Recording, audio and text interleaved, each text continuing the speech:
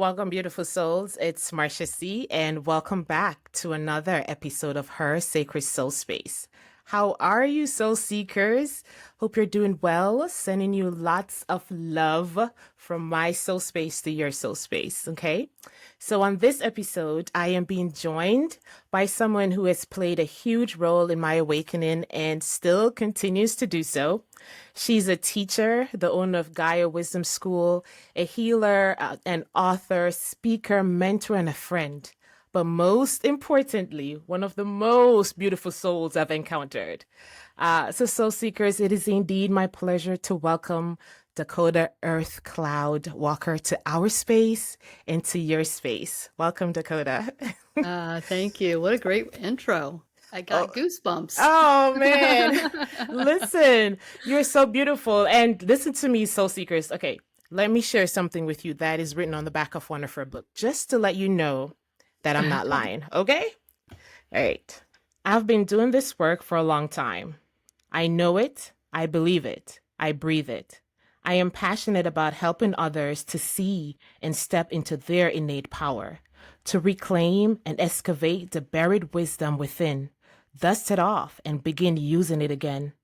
I help you to remember who you are. My passion seeps into everything I do and create. How could it not?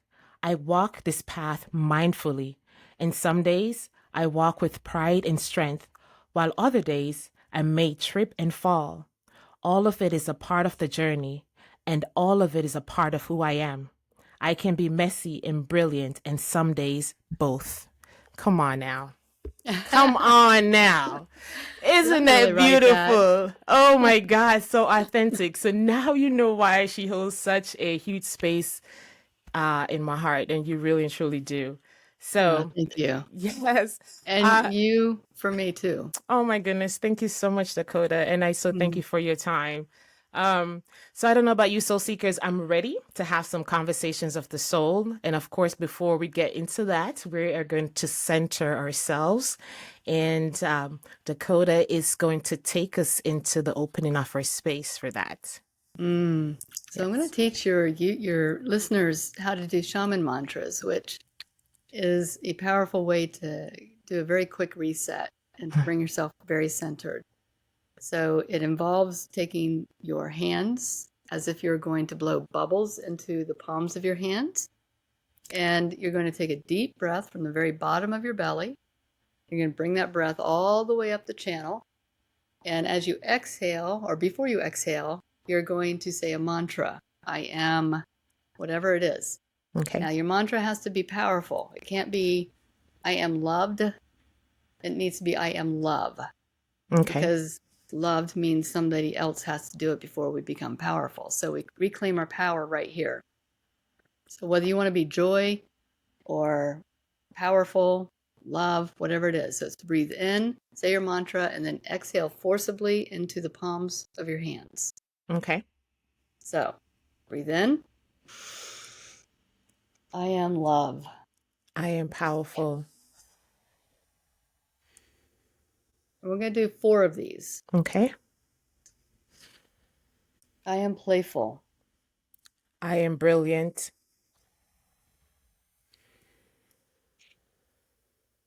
I am grateful. I am joy. I am connected. I am brave. And then we just let that sit for just a moment. If you want like a really good wake-up call in the morning, you do 10 to 15 of these in succession. Start your day off with that. Wow. Very simple, 10 minutes at the most, and it will shift everything in you. I really could feel it, like the vibration rising from the solar plexus coming up. Yes. It's kind of, like when you drink the Red Rock ginger ale. Listen, it's like, that's what I'm feeling. It's like that little burn, that sensation, but it's good. It's like, it's good for you. Yeah. Wow. I recorded a meditation once. It was a video meditation, and it was me and 2 other people We were sitting in a circle in my living room, and we were doing shaman mantras for 30 minutes. Mm. And we all just about passed out. We were so high, and we couldn't even feel our bodies. It was tingling so much because it's a Yeah. little bit like shamanic breath work. Yes. Yes. You So it feel. induces that trance. Mm-hmm. Mm-hmm. Wow. I love it. Yeah. Yeah. Yes. That was beautiful. Thank you. Thank You're you. welcome. So I don't know if you remember the story. I think mentioned it to you before of how I found you.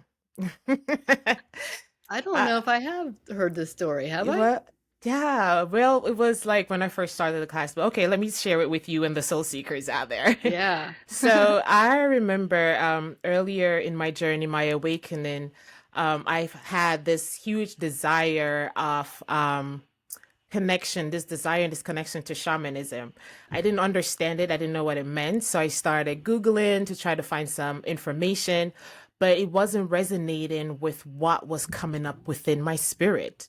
Yeah. And so I remember I started praying because that's what I do normally. If I can't understand it, I just started praying. And I was actually anxious about it too, because I was like, what does this mean? Why am I having this feeling, this burning sensation?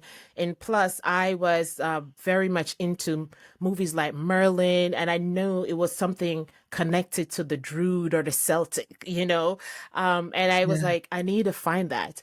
And so it took like almost a year, believe it or not. My not knowing that I still had a lot of shedding to do before of our encounter, Dakota.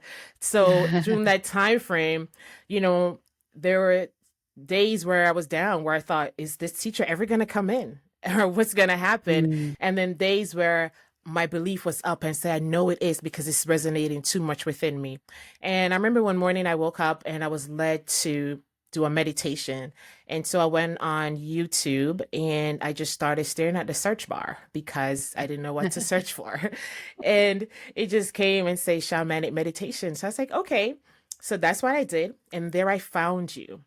And I had such a great experience that afterwards, when I came out of it, my first question was the spirit, like, who was that? And the answer was, that's your next teacher. And I Oh. believe, girl, I'm serious, serious, serious, serious. As a judge, as we say in Jamaica, I'm serious as a judge.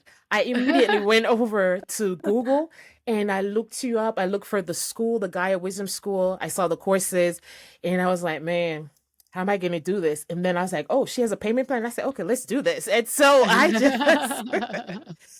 just went for it. And that has been one of the best decisions I've made on my journey. And I'm really Oh. grateful for that. Soul contract come together, like honestly. So Yeah. I really do miss you guys. I'm glad to be Mm. in your presence. I can't wait to come back to my tribe because Gaia Yeah. Wisdom School is my tribe. Oh, Yeah. that makes me feel so good. Yes, yes. So how are you feeling? How was your day?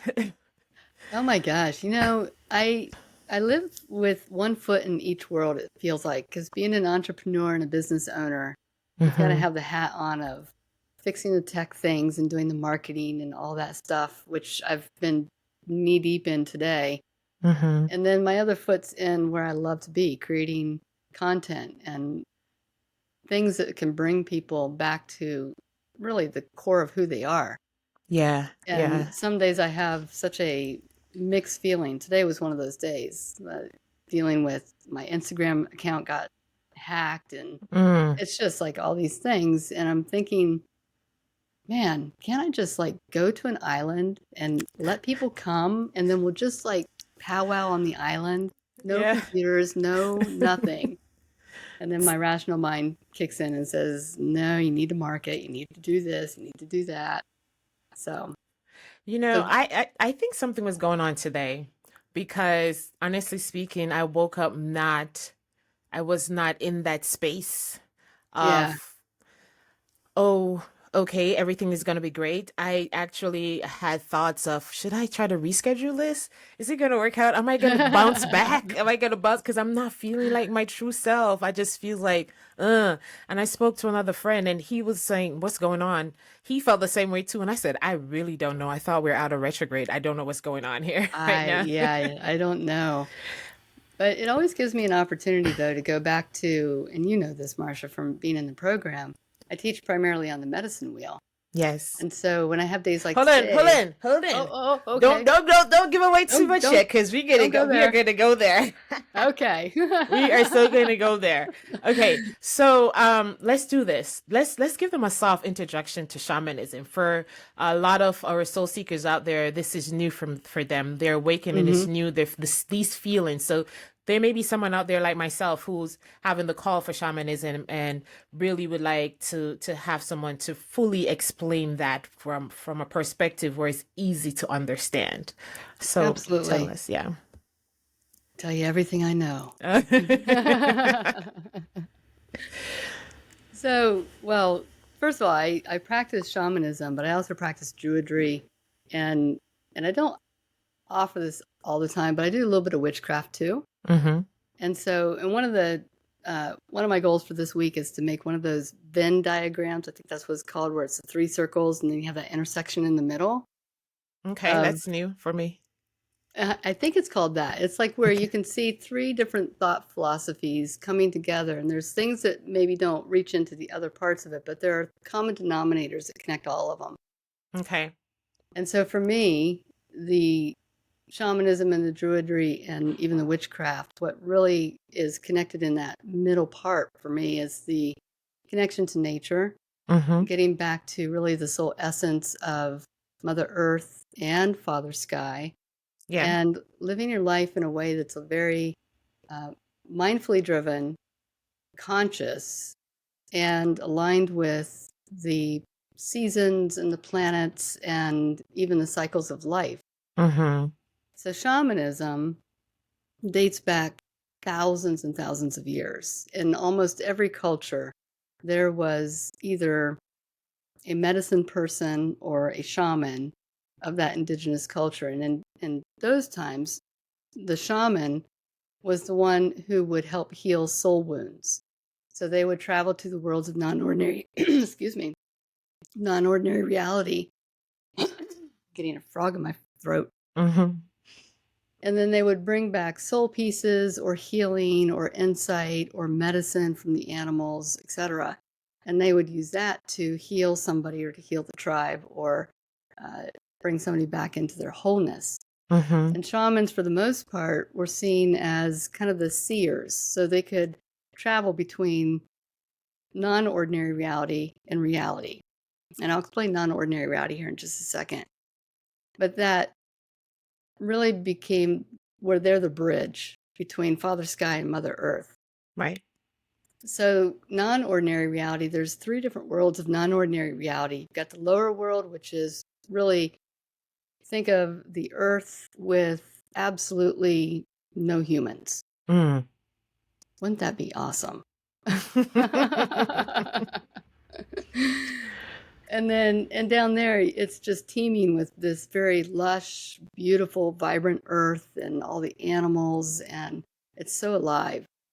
And then you have the middle world, which is this world that we live in, but it's the spiritual side of it. So you've got your fairies, your nymphs, your nature spirits, but you also have ghosts and spirits that have passed on, maybe have not gone all the way to where their final destination is because they're kind of stuck in limbo. Right. And then you have the upper world, which is really very celestial and has the Akashic records and crystal caves for healing, your archangels. Uh, it's colors you've never seen before. It's very ethereal. It's very light.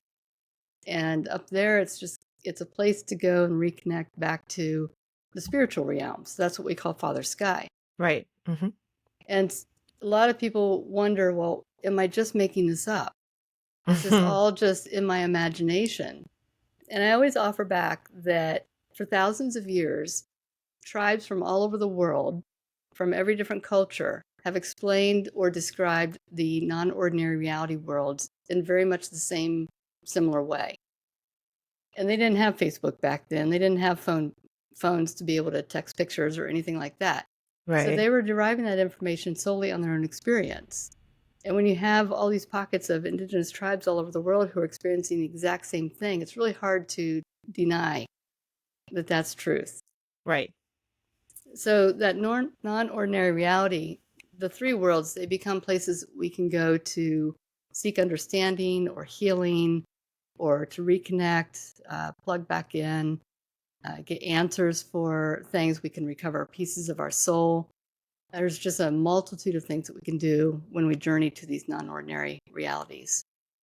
Yeah. So that's shamanism in a nutshell. It's walking the path very consciously, very mindfully, and always being aware of what's below you and what's above you. Hmm. You know, and a lot of religious cultures kind of take a step back from Mother Earth and disassociate themselves from nature and all of that, and they focus solely on the being in the sky Above us. Yeah. Hmm. above us. Yeah. And then you've got people who don't believe in any religion, who may just be so stuck in the mud that they don't recognize that there's anything beyond what they see right in their front of their eyes. And Yeah. so shamanism, druidry, and all of those, they kind of make that bridge between those two worlds and bring both the compatibility and the importance of both of those back into harmony. Wow. That's, do you think that how we were raised and culture plays a role in the mindset of us being more in the middle, in the middle world versus wanting to connect with the lower and even to go higher? I think it's culture and how we're raised. It's also the battle of the ego. Mm. You know, as humans, we come into this lifetime really for a set purpose. What am I here to do? What is my grand soul purpose? And for the first couple of years of life, there's still a tie-in to the spiritual world.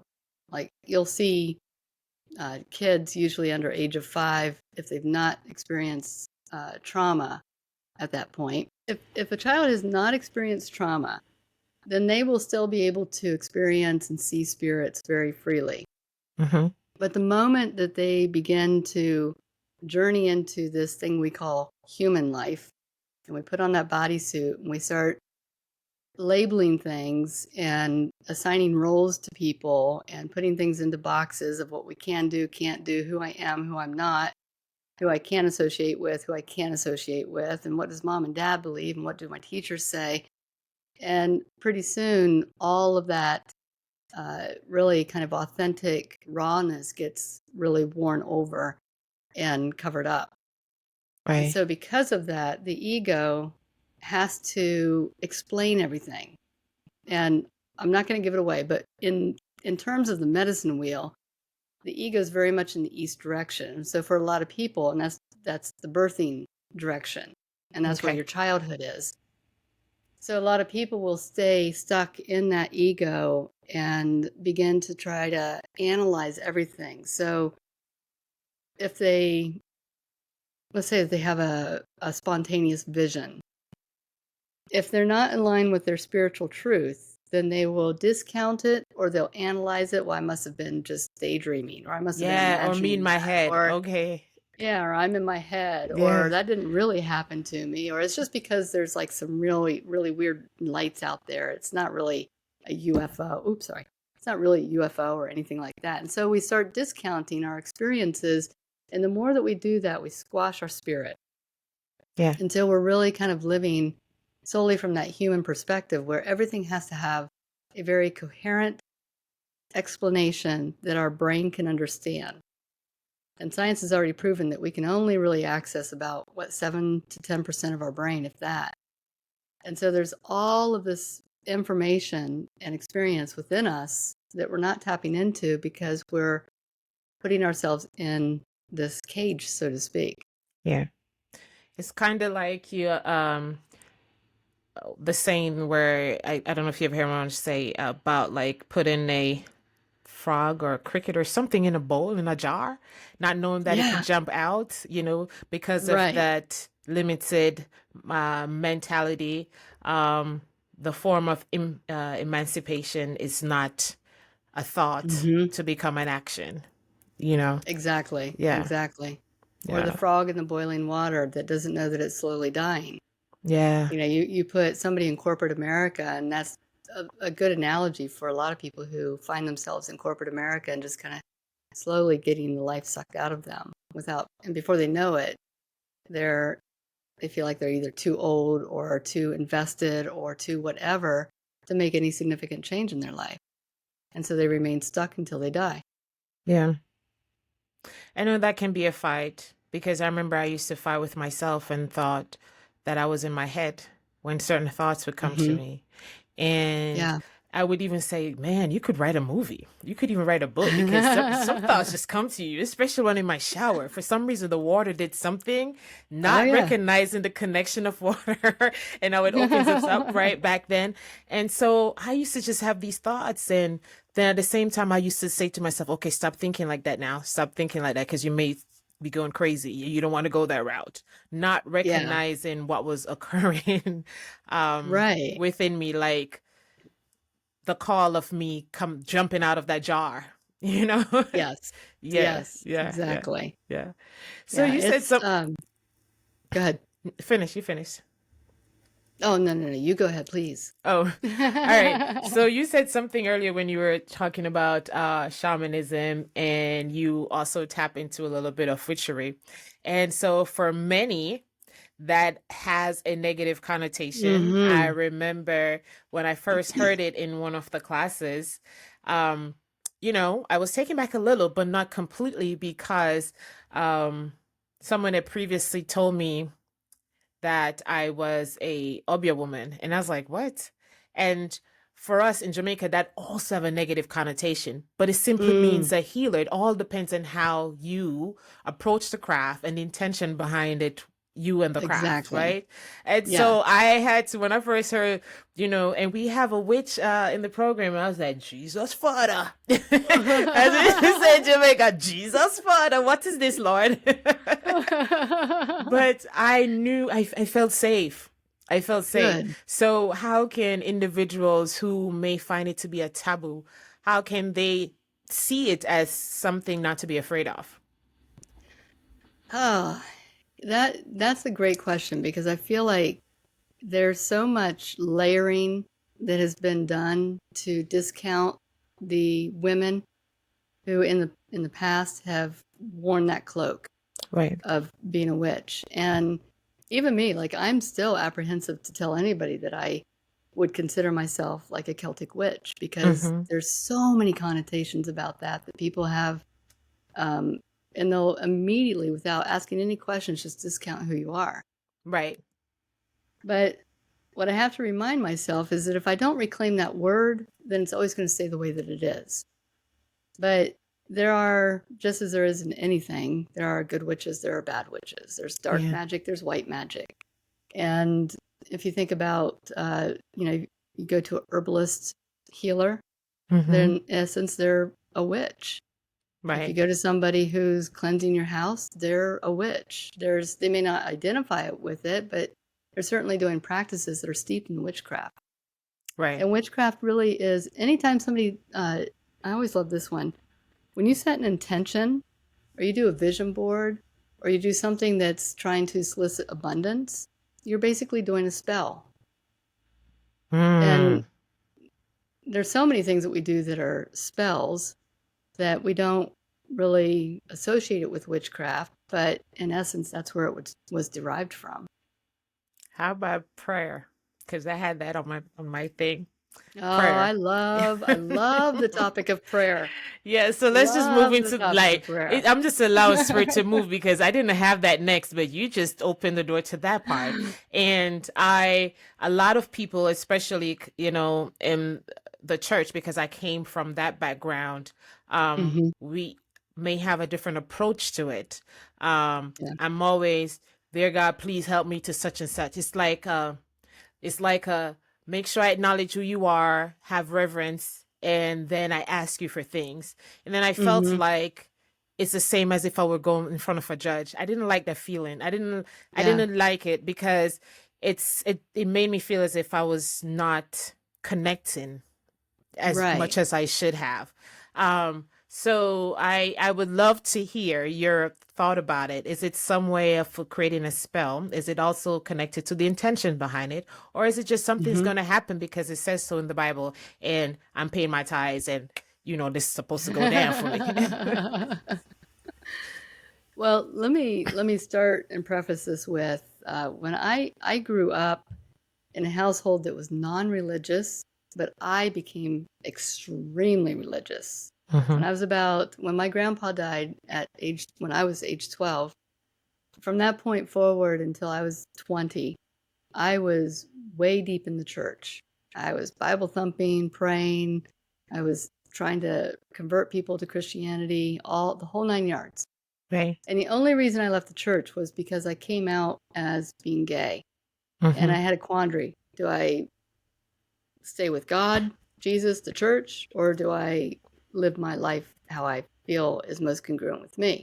I Right. chose latter. And that was Hmm. what started my whole path here.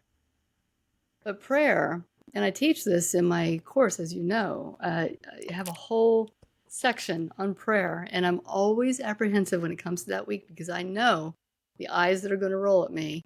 Because those who are walking the spiritual path are like, I ain't going to do no prayer. That's like a religious thing. Right, And right. it can't be further from the truth. Prayer is about becoming the prayer itself. Mm. And Wow. I love the story that this shaman took this man out into the bush. It was in Australia. The man wanted to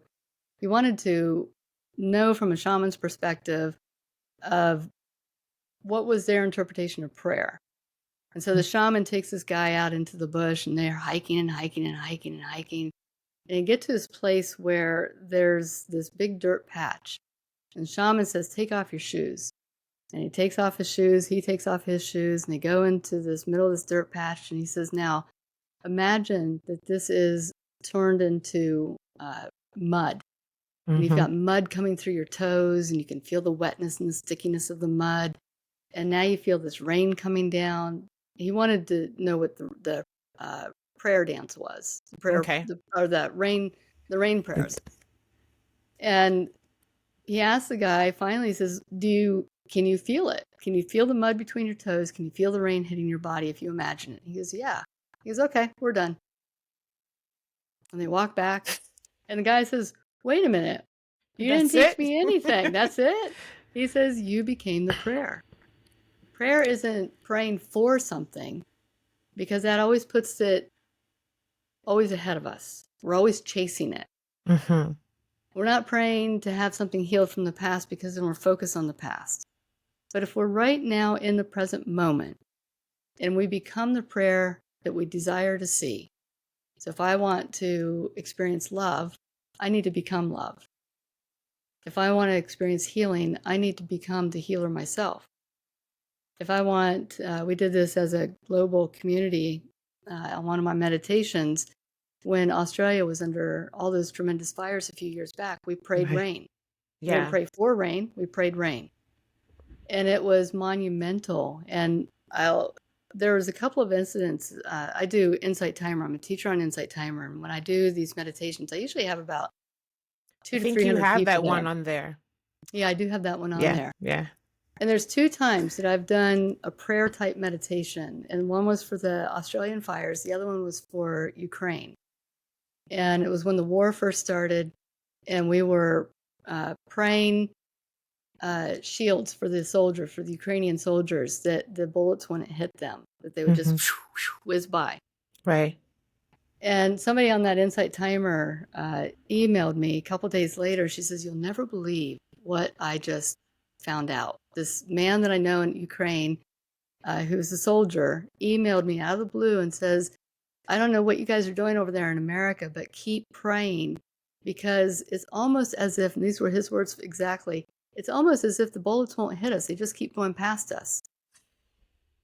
And Wow. it was, and then after we did the Pray Rain for Australia, and I'm not saying that we are that group was the end all be all, but I think there's a lot of people, when you get that collective energy moving, that Right. it Two or makes one change. gather.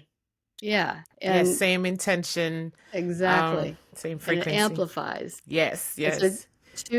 it was like the very next day, Australia had the first rainstorm they'd had in a long time. Mm. Coincidence, maybe, I don't know. But I'd like to think that there was some kind of pull towards, and I don't know that it's just my group. What I do know is that when there's an idea or an inspiration, it kind of goes up into that upper soul, Yeah, oversoul, and we call it Father Sky, the source. And we're all tapped into that, right. hopefully. And it echoes. And so it echoes, yeah. And Yes, so yes. the idea that I have isn't really necessarily my idea. It's the idea that I've gotten from the pool, and everybody else has gotten that idea too. Yes, So on yes. that day that we prayed rain, there are probably hundreds of thousands of people who got that same call Yeah, and all did the same thing. I could see it. Mm-hmm. Yep, I could see that. There's an author. I hope I can remember his name. Klotz is his last name. Daniel Klotz. He actually is an Aramaic translator, and he took all of the Dead Sea Scrolls, including the Lord's Prayer, and he transcribed it the best that he could in Aramaic. In Aramaic, each Aramaic word can have multiple meanings in English, and so he did all the different interpretations that could have been from those pieces. Mm-hmm. And they would be things that you and I would look at and be like, oh my gosh, this like Rumi wrote that, or Eckhart Tolle wrote that, or somebody in that spiritual realm. You wouldn't think that it came from the Bible. Wow. And that's how things have gotten so mistranslated that uh, even the words aren't what they're meant to be. Right. And I see that as that's why you even the Bible say you have to know for thyself. So that's why you have Yeah. to have that connection and to be Yes. open to receive it from a different avenue, not so be Yes. closed off. And I find that sometimes that's what prevents us from even be in the prayer, as you say, Yeah. Yeah. because we expect it to only come in this particular way. Right. So, um, with that being said, do you think that once we pray and once we become, we are the prayer, what should we, what essence should we carry with us? In other words, is it just that it's said and done, so move on and know that it's happening, or do we then carry that intention, you know? I think there's a little bit of both. I think there's value in letting go and letting it happen organically how it's supposed to happen. But Mm-hmm. there's also value in, let's say, for example, I'm praying for love in my life. There's value in me actively seeking out to become love on a daily level. Like look for moments where I can exhibit love versus impatience or hate or frustration or overwhelm. And if I Okay. can direct my my thoughts that way, I have much more control over the experiences that I have, but I also become the magnet. It's I learned this in kayaking and mountain biking and also in quantum physics. Whatever you pay attention to is what you're going to create. So if Right. I'm paying attention to the overwhelm or the fear or the anger, I just keep creating that more and more and more and more. If I Okay. focus on the love that I want to become, then I become that love. Yeah. Yeah. So true. So true. Yeah. Um, so I know we want to touch the medicine wheel because I appreciate your time. So let's talk about balance and how does the I know I have so many good stuff on this I want to talk about, and I was like, this is not enough time. How does the medicine wheel come about to serve us to create that balance in our life, especially when we are starting out, and Yeah. for some of us that kind of are frustrated not having such of a guide, how Right. can the medicine wheel kind of help in the moment, in the meanwhile, I should say? The medicine wheel for me is such a powerful framework and blueprint. And the concept of the medicine wheel, again, just like shamanism, been around for thousands of years. And you see it like the Stonehenge and the sacred circles in Ireland, Scotland, Wales, and all those areas. Native Americans have medicine wheels. There's a lot of different cultures, even in Africa, where they have found remnants of these sacred circles that were used for primarily ritual ceremony, but also as a way to kind of navigate through the cycles of life. Mm-hmm. So there are 7 directions in a medicine wheel. You got your 4 cardinal directions, north, south, east, west. You have the center of the wheel. You have Father Sky, and you have Mother Earth. Yeah. So if you consider that Mother Earth and Father Sky create a container, and Mm. they hold the vision of that circle within those 2 places. The cardinal directions represent really the different aspects of our life. So the east direction is your mental body. It's where we dream, we have visions, we take action, we balance our checkbooks, we take we have goals, we do vision quests or vision boards, we birth things. It's our childhood. It's the seed that we plant in life. Yeah. And then we move down to the south, and the south is very juicy. It's the emotional body, it's relationships, it's imagination and creativity and passion and intimacy and vulnerability and playfulness and all those things that we love to just kind of roll around in our everyday life, but we That's don't where always puppy be. love comes from. Exactly. Yeah. But we don't always take time to be in the south direction because our society is built up around the framework of the east. Produce, succeed, have measurements that you can measure the quality of your success. How much money do you have in your bank account? How many titles do you have after your name? How many things have you done today? And checked off your to-do list. That's all east energy, and we thrive on that in our culture. Right. And when somebody goes down into the south direction and decides, I'm going to play today, I'm going to take a whole day off, I'm just going to go out, I'm going to lay in the sun, I'm going to take a walk, I'm going to watch some, TV, I'm going to whatever. And everybody's like, "Oh, well, you're not very productive today."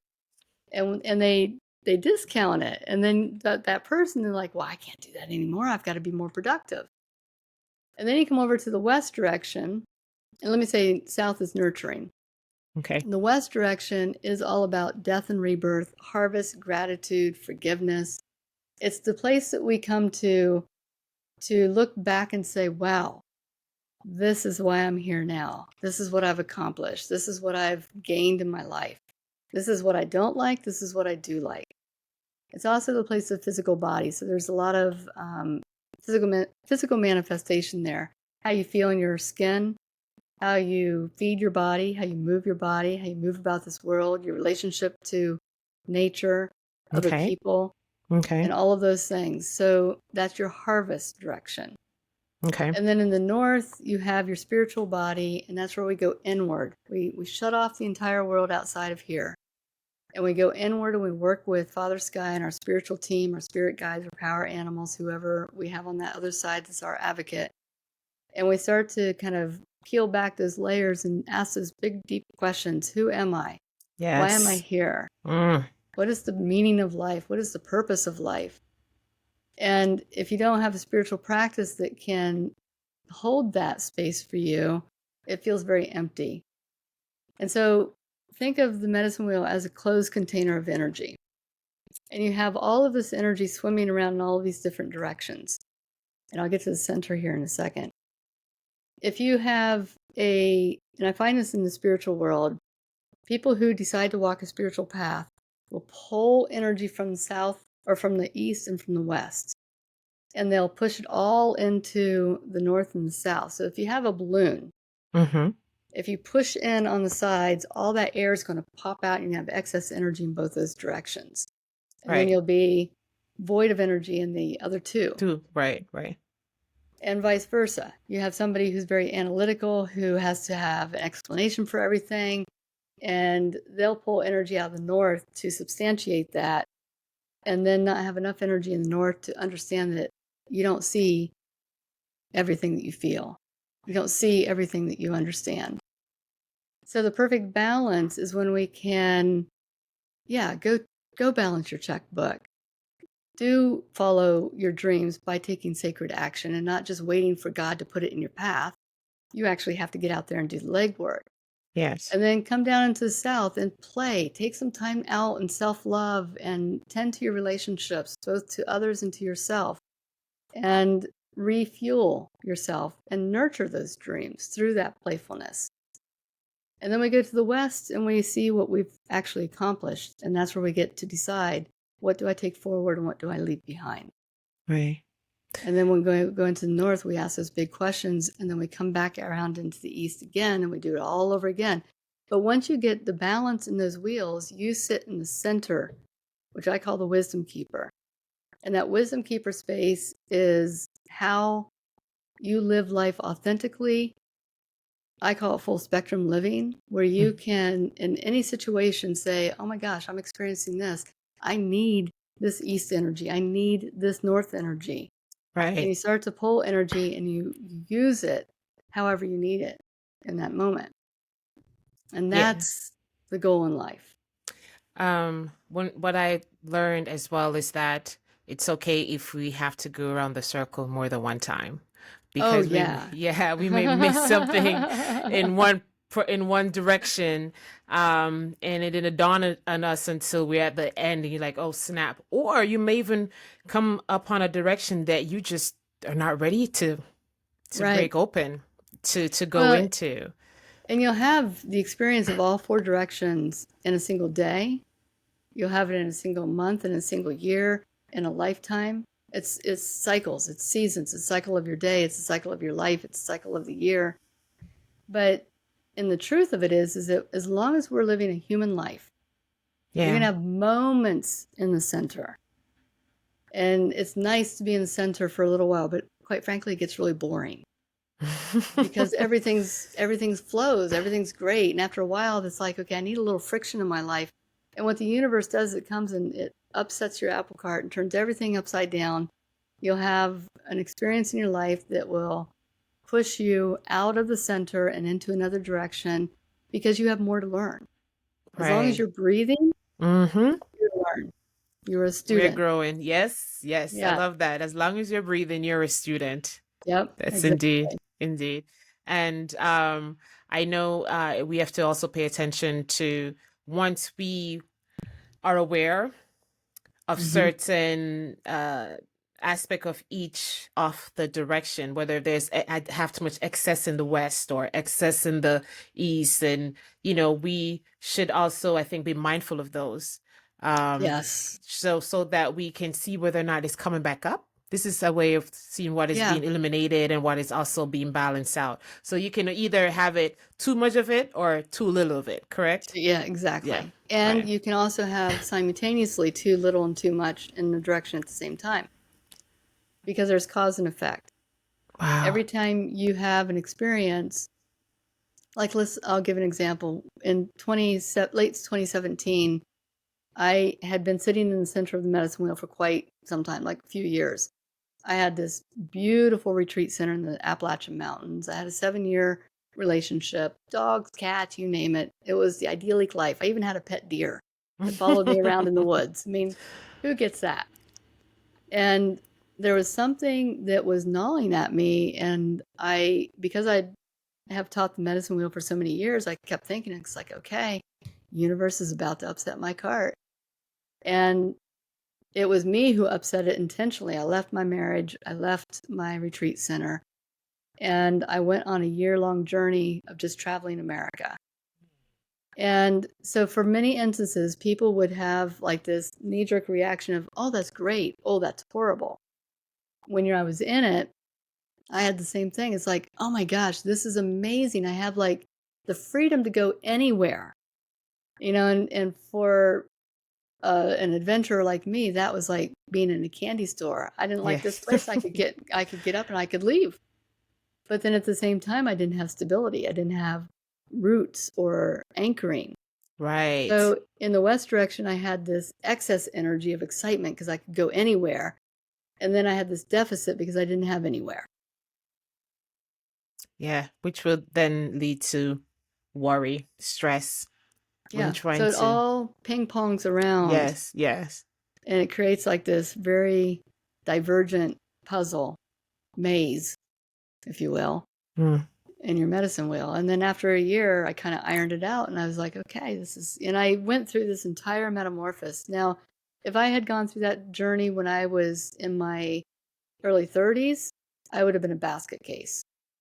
Yeah. But because of where I was and the work that I've done, I knew what to expect when the apple cart got upset, and I welcomed it. It's like every day was like, okay, what's today going to bring? Bring it on. Bring it on. I'm Bring it ready. on. Oh, wow. And it Thank was the you. best journey in my entire life. I learned so much about myself. Yes, And yes. I look forward to doing something like that. I think it's going to be international though, but I really look forward in just taking mm, some time and just be in a space where I feel safe and just get to know me, get to meet yeah, people, and just become one with yeah. nature, with God, see Him so much from different perspective, the wonders and the beauty. So, Oh, yes, I yeah, would recommend it to everybody at least once in your lifetime, even if it's a week or a month, to go with somewhere with no agenda, yeah, no yeah. plans, and just let it kind of unfold. And sometimes that got really scary, but other times, most of the time, it was really life altering. I came back a very changed person, and I don't know at what point you joined the mentorship. I think it was after that. I had to rewrite all of my material because I was a different person. I had a Yeah, different understanding of the work. yeah. I remember you sharing that. Yeah, yeah. Yeah, Well, I'm grateful that you went on that journey because um that made you who you are now. The and yeah, to and that's one of the things I love about you, the fact that you're open to sharing your story, so yeah, that others realize that you're not alone and you don't have to be perfect. exactly. So yeah, and thank you for being with us and You're sharing and welcome. talking and engaging in conversations of the soul. I Uh, have so many other questions, so that I means you have to know. come back I again. would love to. These are Yes, never long enough because there's just so much. There's so much yes, rich yeah, stuff. and so interested. Yeah, Soul seekers, don't forget to do that mantra that you learned at the beginning. Take that as your soul gem. Try to do it daily yeah, and share with us how you feel. How does it change your day? How does it change your yeah. perspective? Um, we look forward to hearing about your conversations of the soul. Can Until I give you a then, couple? Can I give them yes. another couple? When you're doing shaman, I do this when I'm in like a big box store like Walmart, Hmm. and you start to feel like you're getting attacked by energy. Hmm. I'll go through Walmart with my palms up to my breath, going, "I am safe. I am protected." You can Mm. do it anywhere. It's like a first aid kit, Oh, and thank you for sharing that. Yes. yeah. And I also like to do them in the mornings in the shower. And you mentioned it. Water is a great conductor of Yes. energy. Of energy. Yes, Yeah. indeed. So So you can do it in the morning, do it in the shower. That's your go-to whenever you have a panic attack. Your go-to whenever you want to tell somebody off and you really don't want him to steal your energy. Do that. Okay, girl. Don't let them steal your energy. So utilize this tool. And Dakota, thank you so much for spending time with me and sharing your thank you, space with Marsha. me. And Soul Seekers, we will connect again. And until then, one love. Be safe. Mm.